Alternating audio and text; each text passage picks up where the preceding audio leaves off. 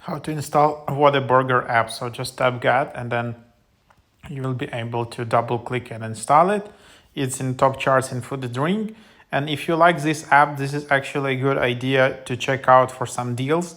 And right now they're just offering this earn more deal where you can earn 10 points for every $1 spent on online orders or scans towards delicious free food.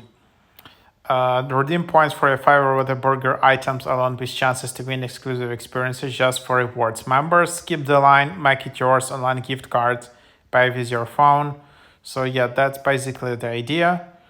More rewards, more surprises, more Whataburger. So skip the line, customize your order, and then you can just open up the app, and then you can enable location services. And then yeah, here you can just go to rewards and then just earn 10 points for every $1 spent ordering online or scanning at the restaurant. And then yeah, you can just redeem points for rewards and then what you can earn. Oops.